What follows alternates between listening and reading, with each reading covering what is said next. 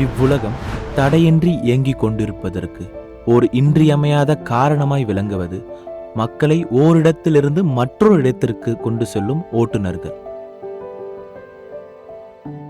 Car தான் அவங்களோட first wife, அடுத்துதான் நான். இப்போ வரைக்கும் என்னோட கேபை வந்து நான் வந்து அது டிசையர் வருது, வண்டி வருதுன்னு கூட சொன்னதில்லை. என் மயில் வாகனம் வருது அதுதான் சொல்லுவேன். என்னோட மகாலட்சுமி வர்றாங்கன்னு தான் சொல்லுவேன். எங்கள் 4 பேர்த்து எங்கள் 5 பேர்த்தையும் உட்கார வச்சு சாப்பாடு போட்ட சாமி அது. ஃப்ரெண்ட்ஸ் சொல்லுவாங்க, அம்மா கேப் ஓட்டுறாங்களா, டிரைவிங் தெரியுமாலாம் கேட்பாங்க.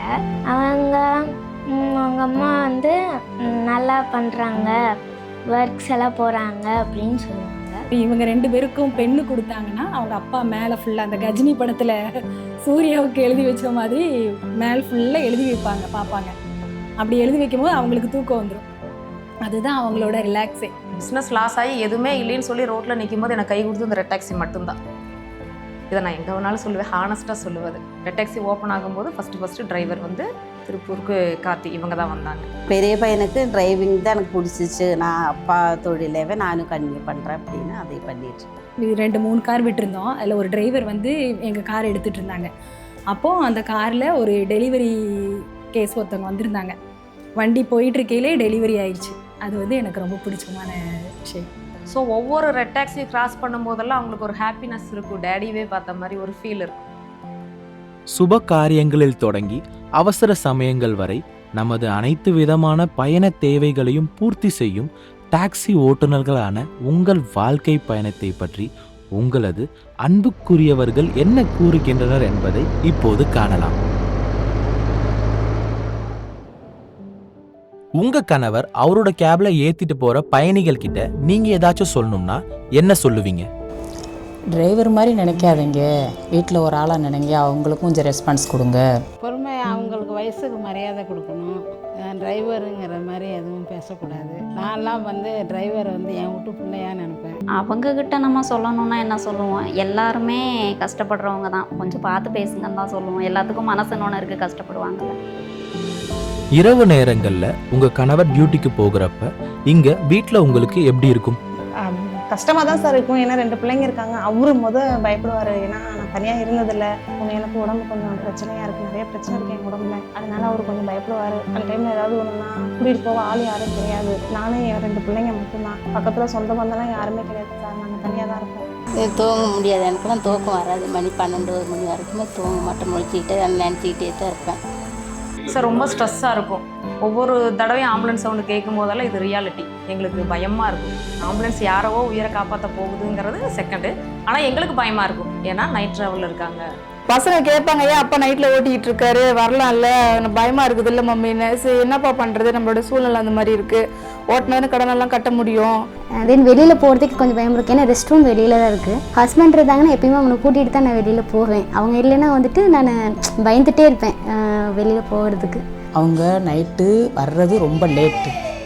காலையில் அந்த பிள்ளைங்க எழுந்திருக்கிறதுக்கு முன்னாடி இவங்க 4 மணிக்கெலாம் ஆன் பண்ணி போயிடுவாங்க. அப்போ அவங்க அப்பாட்ட ஸ்டே பண்ணுறது ரொம்ப டைமிங் கம்மி தான்.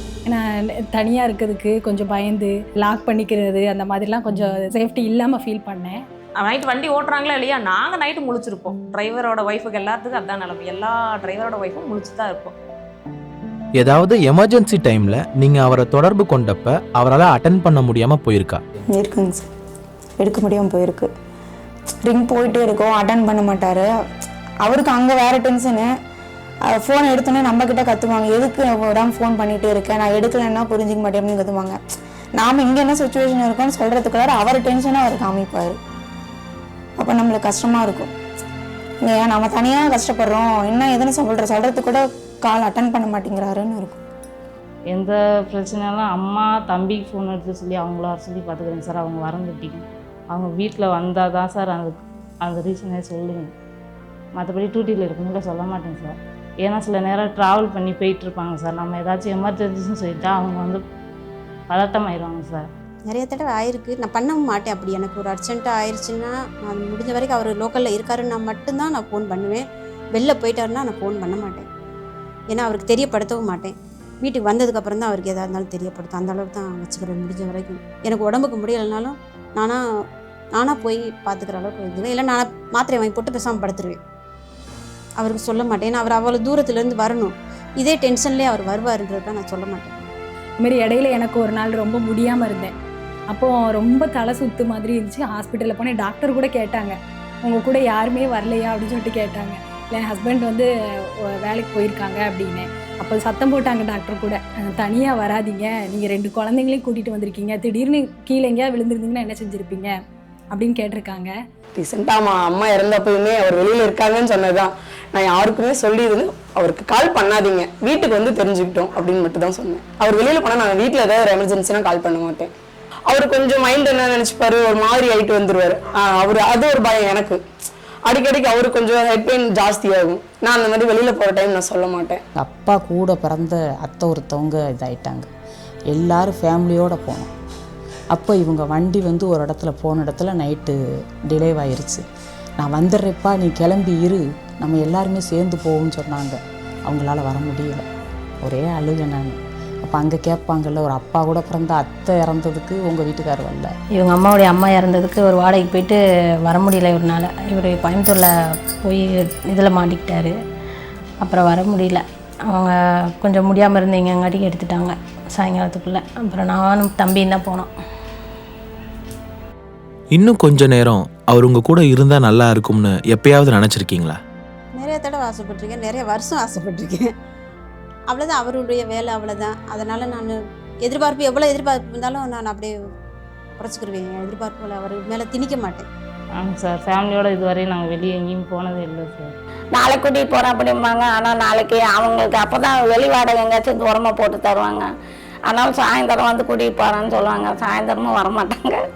அவங்க இருக்கவே மாட்டாங்க வீட்டில். ஃபஸ்ட்டு அவங்களுக்கு வேலை, அவ்வளோதான். பேசவே டைம் இல்லை சார். வெளியிலேயே கூட்டிகிட்டு போக மாட்டாங்க சார்.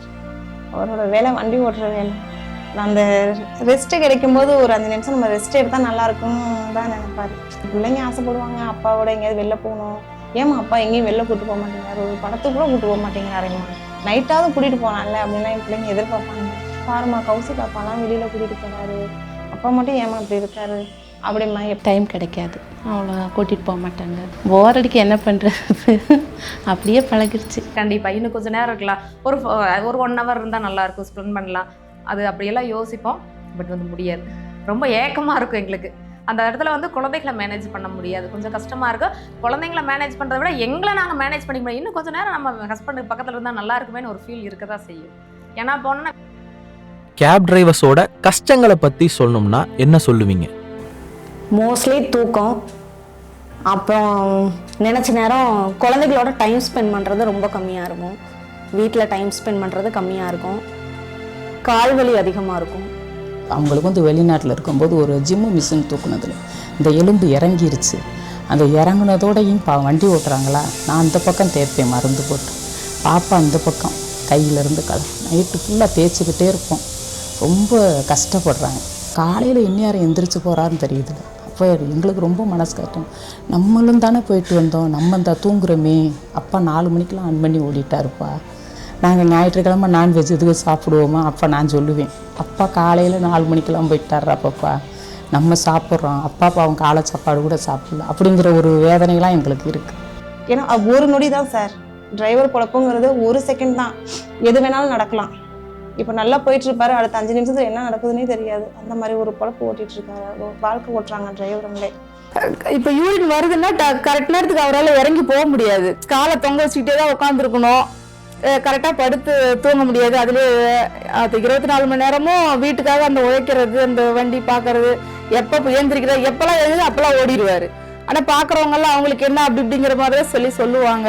ஆனால் அதில் இருக்கிற கஷ்டம், நாங்கள் படுற வேதனை கடவுளுக்கு மட்டும்தான் தெரியும். சார், என்னோட ஹஸ்பண்டுக்கு வந்து இப்போ இடையில வந்து கல்லடைப்பு வந்துருச்சுது.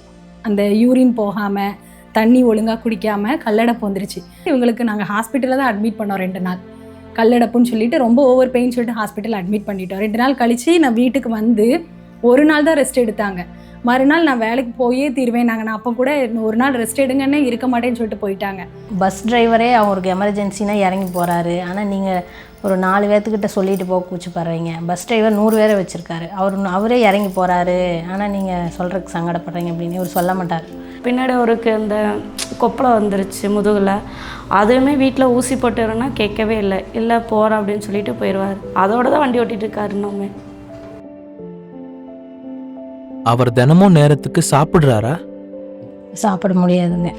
சரி போயிட்டு ஒரு ஞாயிற்றுக்கிழமை ஒரு கறி சமைச்சிட்டு வாங்கன்னு சொல்லி கூப்பிட்டாலுமே கூட இல்லை நான் அங்கே இருக்கேன் இங்கே இருக்கேன் எல்லாம் கும்பலாக உட்காந்து சாப்பிட்ணுன்னு நினைப்போம். ஆனால் பிள்ளைங்கெல்லாம் சாப்பிட்டு தூங்கிடுவாங்க. சரி எனக்கும் சரி கொஞ்சம் நேரமாக சாப்பிட்னா அவ்வளோ தூக்கமாக தான் வரும், அப்புறம் சாப்பிட முடியாது. வீட்டில் சாப்பிட்றது ரொம்ப ரேர். அவங்க வெளியே தான் எப்போவும் அந்த டீ அந்த சமோசா இந்த மாதிரி சாப்பிட்டேன் அப்படின்னு சொல்லி தான் இது பண்ணிகிட்டு இருக்காரு. சாப்பாடு சரியாக சாப்பிட்றது கிடையாது வண்டிக்கு போனால். அல்சர் ப்ராப்ளம் இருக்கிறதுனால டயத்துக்கு சாப்பிடணும், ஜூஸ் குடிக்கணும். அப்பப்போ கால் பண்ணி சொல்லுவேன் சாப்பிட மாட்டேன், இப்போ தான் டீ குடித்தேன், 2 வடை சாப்பிட்டேன் அப்படிங்கிறாரு. அவ்வளோதான். ஏன் சாப்பிட்ற நேரத்தில் சாப்பிடாம டீ இப்படி குடிக்கிறீ அப்படின்னா என்ன பண்ணுறது, சாப்பிட டைம் இல்லை பார்த்துக்கலாம் அப்படிங்கிறாரு. வாய்ப்பே இல்லைங்க, வாய்ப்பே இல்லை.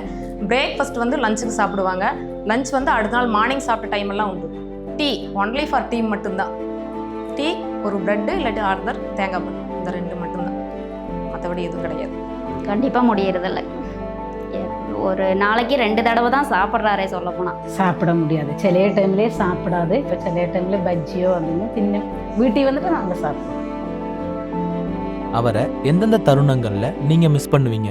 அதாவது பண்டிகை நாட்களில் வந்து கோயிலுக்கு போகணுன்றப்ப அவங்க வீட்டில் இருக்க மாட்டாங்க சார். நான் வந்து தன்னுடைய ஹஸ்பண்டோட மட்டும்தான் கோயிலுக்கு போகணும்னு நினைப்பேன் சார். அந்த நேரத்தில் அவங்க இல்லாத சூழ்நிலையில் அந்த இடத்துக்கு போக விரும்ப மாட்டேன் சார். அப்போ ரொம்ப மிஸ் பண்ணுவேன் சார். கல்யாண நாள் அதுதான் மெயினாக நான் நினைப்பேன். மற்ற எதையும் கூட பெருசாக நினைக்க மாட்டேன். அந்த கல்யாண நாளுங்கும் போது அவர் கூட இருக்குன்னு ஆசைப்படுவேன். ஆனால் இது வரைக்கும் அது பெரும்பாலும் எனக்கு நடந்ததே இல்லை. ஏதாச்சும் ஃபங்க்ஷன்னா அப்பா வாடகைக்கு போயிடுவாங்க, அம்மா வேலைக்கு போயிடுவாங்க, அதனால ரொம்ப மிஸ் பண்ணுவோம். ஆடி 18 அன்றைக்கி தான் என் பையன் பிறந்த நாள். பையன் பிறந்த நாளுக்கெல்லாம் கிஃப்டெல்லாம் கொரியரில் வர வச்சுட்டு இவர் போயிடுவார் வாடகைக்கு. தீபாவளி டைம் எப்போவுமே அம்மா ஊட்டுவாங்க. தீபாவளி டைம் வீட்டிலே இருக்க மாட்டாங்க. அப்போ தோணும் வீட்டில் இருந்துருக்கலாமேன்னு. ஒரு 1 or 2 hour காலையில் இருந்துட்டு வீட்டில் செய்ய வேண்டியதெல்லாம் செஞ்சுட்டு கொஞ்ச நேரம் எங்கள் கூட இருந்துட்டு போயிடுவாங்க. ஒரு ஃபங்க்ஷனுக்கு நாங்கள் வந்து அவங்களோட போகணும்னு எதிர்பார்ப்போம். நிறைய நாங்கள் மிஸ் பண்ணியிருக்கோம். எங்களுக்கு மனசுக்குள்ளே நம்ம அப்பா வந்தால் அப்படி நல்லா இருக்குமே, நம்ம வீட்டுக்காரர் வந்து அப்படி அங்கே போகலாமே, அந்த ஃபீலிங் எங்களுக்கு இருக்கும். சண்டையெல்லாம் போட்டிருக்கேன். நீங்கள் வரமாட்டீங்க, என்ன நீங்கள் வேலைன்னு ஓடுறீங்க, எங்களையும் பாருங்கள் அப்படிங்கிற ஒரு வருத்தம்லாம் இருந்திருக்கு. அது ஒன் டைம் ஸ்போர்ட்ஸ் டே இதுக்கு வந்து டான்ஸ் பண்ணியிருந்தேன். அப்போது அம்மா வந்து வரலை, வந்தால் நல்லா இருந்துருக்கும்னு நினச்சிருக்கேன் சார். நிறைய டைம் வெட்டிங் டே வரும்போது, பர்த்டே வரும்போது, அந்த டைம்லலாம் என் வீட்டுக்காரால இருக்க முடியாது. அந்த டைம் நான் ஏதாவது சமைச்சு வச்சிருந்தா கூட என் வீட்டுக்காரர் வந்து சாப்பிட முடியாது. ட்ரிப்பில் இருப்பார், நான் இங்கே இருக்கேன் நான் அப்படியே சொல்லுவேன். ஒரு பிரேக் போட்டாவது வந்து கொஞ்சம் சாப்பிட்டாவது போங்களேங்க அப்படின்னு சொன்னால் கூட இல்லை நான் ட்ரிப்பில் இருக்கேன், என்னால் வர முடியாது, எப்போ முடியுமோ நான் அப்போ தான் வர முடியும், அதனால் நீ பார்த்துக்கோ. டெலிவரி இப்போ கூட 2 days இருந்தார், அவ்வளோதான். ஹாஸ்பிட்டலில் 5 days இருந்தேன். அதில் 2 days தான் அவர் என் கூட இருந்தாருங்க. சிசேரியன் எனக்கு ஆப்ரேஷன் அன்னைக்கு என் கூட இருந்தார். அப்புறம் மறுநாள் வந்து ஒரு நாள் ஹாஸ்பிட்டலில் நான் எந்திரிச்சு வாக் பண்ணுற வரைக்கும் கூட இருந்து ஹெல்ப் பண்ணார், அவ்வளோதான். ஹாஸ்பிட்டலுக்குமே வந்து செகண்ட் ப்ரெக்னென்சியில் வந்து ஒரு டைம் கூட ஒரு செக்கப்புக்குன்னு கூட என் கூட வந்ததில்லை. அதுவே ரொம்ப ஃபீலிங், எனக்கு சொல்லி அழுந்திருக்கேன். ஆனுவல் டே ஃபங்க்ஷனுக்குலாம் நிறைய டைம் கூப்பிட்டுருக்காங்க அவங்க அப்பாவை, கண்டிப்பாக என்னோட டான்ஸ் பார்க்குறதுக்கு வரணுன்ட்டு. ஆனால் பாதி நாள் அவங்க வந்தது கிடையாது. நான் வந்து வீடியோ எடுத்து தான் நான் அவங்களுக்கு அனுப்பி விடுவேன். கல்யாணத்துக்கு தீபாவளிக்கு நம்ம வந்து ஒரு நல்லா செஞ்சு சாப்பிட்றோம், நம்ம பையனும் நம்ம கூட இருந்தால் பரவாயில்லன்னு நினைக்கிறேன்.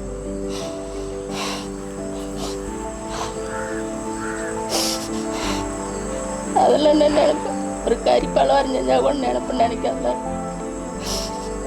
நாங்கள் பண்ணும் 10 மாதம் சேர்ந்து பெற்றோம்ல.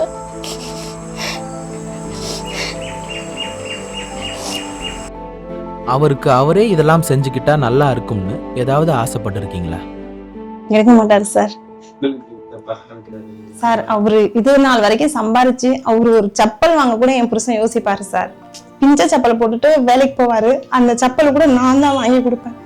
பரவாயில்ல விடு, ஓட்டல இன்னும் ஒரு 2 மாசம் ஓட்டும், போட்டுக்கிறேன், என்ன அது இந்த தானே பிடிங்கிருக்கு அப்படின்னு பிடிக்கல, நான் அட்ஜஸ்ட் பண்ணிக்குவேன் அப்படின்லாம் சொல்லியிருக்காரு. அவர் ட்ரெஸ்ஸு உள்ள போற நிக்கிற முத கொண்டு என் வீட்டுக்காரர் வாங்க யோசிப்பாரு. அந்த செலவு பண்ணணும்னா நம்ம பிள்ளைக்கு அது யூஸ் ஆகும் அப்படின்ட்டு என் வீட்டுக்காரர் செலவு பண்ண மாட்டேன். நான் பார்த்து அவருக்கு வாங்கி கொடுப்பேன்.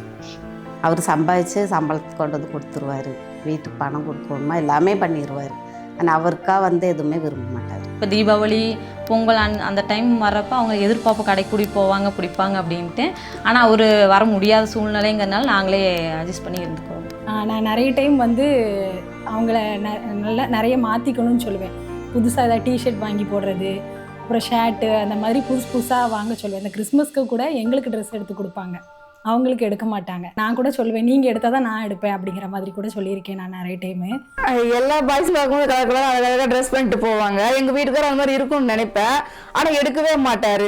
நானே எடுத்தால் கூட எதுக்காக அதை எடுத்துக்கிட்டு இருக்கேன், எனக்கு தேவையே இல்லை அப்படின்னு சொல்லிட்டு அவருக்கு தெரியும். நானே எடுத்து கொடுப்பேன், எதுக்கு வீணா செலவு பண்ணிட்டு அதை எடுத்து பிள்ளைங்களுக்கு ஏதாவது பண்ணலாமே, நீ ஏதாவது எடுத்துக்கோ, நீ ஏதாவது எடுத்துக்கிறேன்னா எடுத்துக்கோ, எனக்கு எதுவும் வேண்டாம். நான் தனிப்பட்ட முறையில் நான் ஏதாவது வேலை செஞ்சு நான் அந்த அமௌண்ட்டை சேர்த்து வச்சு அவருக்கு ஏதாவது நான் வாங்கி தருவேன் பண்ணுவேன். அவருக்குன்னு அவர் எதுவும் செஞ்சுக்கிட்டது கிடையாது. இல்லை, அவருக்கு ஆசைப்பட்டதை கூட பண்ண முடியாமல் போயிருந்துருக்கலாம். ஆனால் நான் ஆசைப்பட்டதை கண்டிப்பாக எப்படியாவது பண்ணிடுவார்.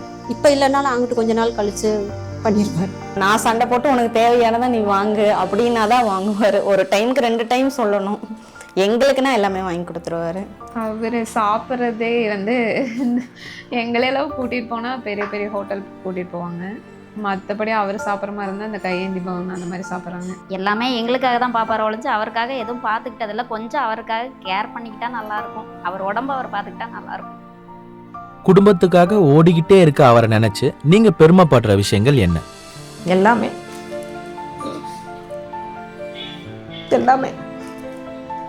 அவ்வளோதான். ஆஸ் அ லேடியாக அவங்க பண்ணுறது, கேப் எடுத்து ஓட்டுறது, இப்போ வரைக்கும் கோவப்பட்டு நான் பார்த்ததில்ல கஸ்டமர் கிட்ட. சரி, அதுக்கப்புறம் வந்து லேட் நைட் ஓட்டுறது நாங்கள் ஃபஸ்ட்டு ஃபீல் பண்ணியிருக்கோம், போகாதவங்க பயமாக இருக்கும். ஸோ அம்மா எனக்கு அதை புரிய வச்சு நானே இப்போ வந்து போயிட்டு வாம்மா அப்படின்னு சொல்லுவேன். இப்போ அவங்க ஓட்டி தான் எனக்கு இன்ஸ்பயர் ஆகி நான் கற்றுக்கிட்டேன், நானும் ஓட்டுவேன். பெருமை சொல்லவே முடியாத பெருமை. எங்களுக்கு மாதிரி யாருமே அப்படி இருக்க மாட்டாங்க. அந்த அளவுக்கு எங்களை நல்லா பார்க்குறாங்க. எங்களுக்கு நினச்சது எங்கள் 3 பேருக்கும் கேட்டு தான் செய்வாங்க. பொண்ணு கூட இப்போ பர்த்டே வந்துச்சு ஜூன் 20 போய் ஷோரூம் கூட்டி போயிட்டாங்க. பஜாஜ் ஷோரூமில் போய் எங்களுக்கே தெரியாமல் ஒரு 2 வீலர் வாங்கி இந்த ஸ்கூட்டி வெளியே நிற்கிதுல, நான் ஜஸ்பென்ஸாக கூட்டி வரேன், என் மகளுக்கு ஒரு கிஃப்ட் கொடுக்கணும், 1,30,000 வாங்கி கொடுத்தேன். கடன்காரங்க யாரும் வீட்டு வாசலுக்கு வந்து நிற்கக்கூடாது, கேட்கறதுக்கு முன்னாடி நம்ம கொடுத்துடணும் அப்படிங்கிறதுல கரெக்டாக பண்ணிவிடுவோம். அதை நினச்சி நான் ரொம்ப பெருமை.